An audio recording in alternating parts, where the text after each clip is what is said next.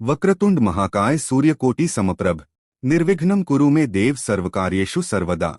प्रणमय शिरसा देवं गौरीपुत्रं विनायकं भक्तावासं स्मरे नित्यायुष्कामार्थ सिद्धे। प्रथम वक्रतुंडं च एकदन्तं द्वितीयकं तृतीय कृष्णपिंगाक्षं गजवक्त्रं चतुर्थकम।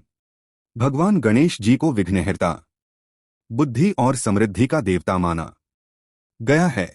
ऐसा विश्वास है कि गणेश चतुर्थी का व्रत रखने से सभी बाधाएं दूर होती हैं, घर में सुख शांति आती है और जीवन में सफलता के मार्ग खुलते हैं।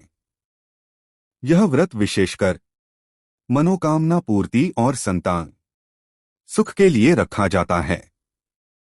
पुराणों के अनुसार सबसे पहले माता पार्वती जी ने गणेश चतुर्थी का व्रत रखा था।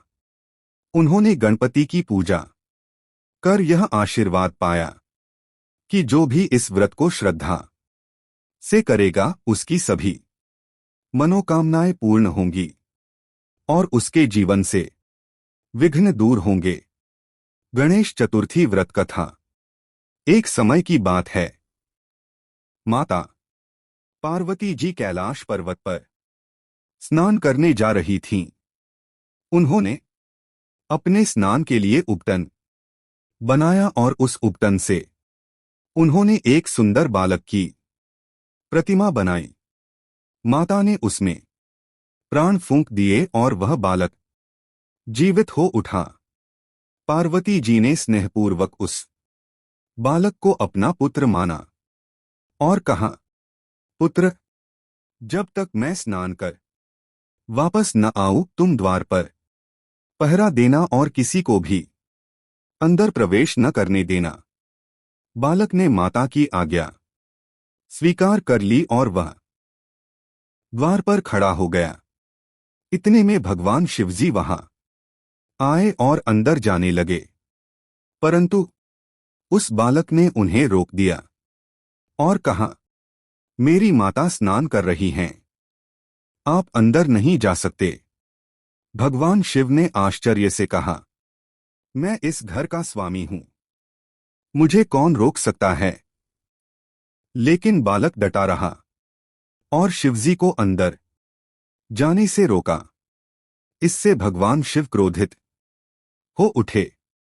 उन्होंने अपने गणों को आदेश दिया कि इस बालक को हटाओ, किंतु बालक अत्यंत पराक्रमी था और अकेले ही सब गणों को परास्त कर दिया।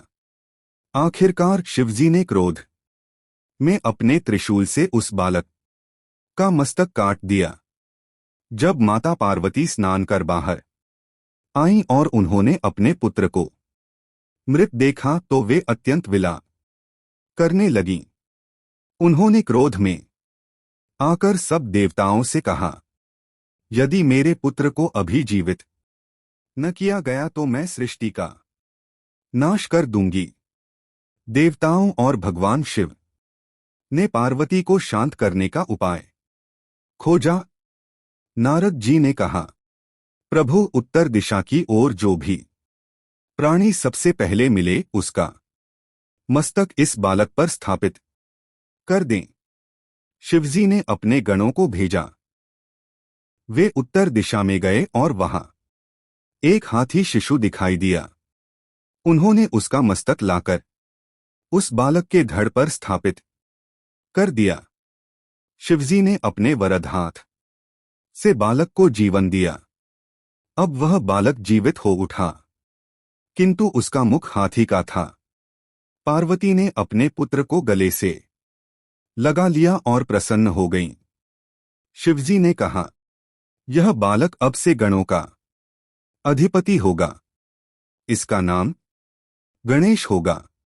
इसे प्रथम पूज्य माना जाएगा। जब भी कोई देवकार्य, यज्ञ, विवाह या शुभ कार्य होगा, सबसे पहले गणेश जी की पूजा की जाएगी। जो भी भक्तिभाव से गणेश चतुर्थी का व्रत और पूजा करेगा, उसकी सभी मनोकामनाएं पूरी होंगी और उसके जीवन से विघ्न बाधाएं दूर हो जाएंगी। व्रत का महत्व और फल। सभी विघ्न बाधाएं समाप्त होती हैं। बुद्धि, विवेक और ज्ञान की प्राप्ति होती है। घर में सुख समृद्धि आती है। मनोकामनाएं पूरी होती हैं। संतान सुख और शुभ फल की प्राप्ति होती है। इसी कारण से माता पार्वती के कहने पर सबसे पहले गणेश चतुर्थी व्रत रखा गया और आज भी यह व्रत उतना ही प्रभावी और फलदायी है। विघ्नहर्ता गणेश जी की जय।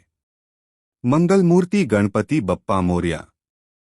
हे भक्तों, गणेश चतुर्थी व्रत कथा सुनने मात्र से ही पाप नष्ट होते हैं और श्रद्धा से व्रत करने वालों को अपार पुण्य की प्राप्ति होती है।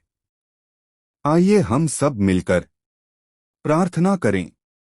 गणपति बप्पा हमारे जीवन से सभी विघ्न दूर करें और घर परिवार में सुख शांति का वास करें। जय श्री गणेश। अगर आपको ये कथा पसंद आई हो तो इसे जरूर लाइक करें, अपने परिवार और दोस्तों के साथ शेयर करें और हमारे चैनल को सब्सक्राइब करना न भूलें।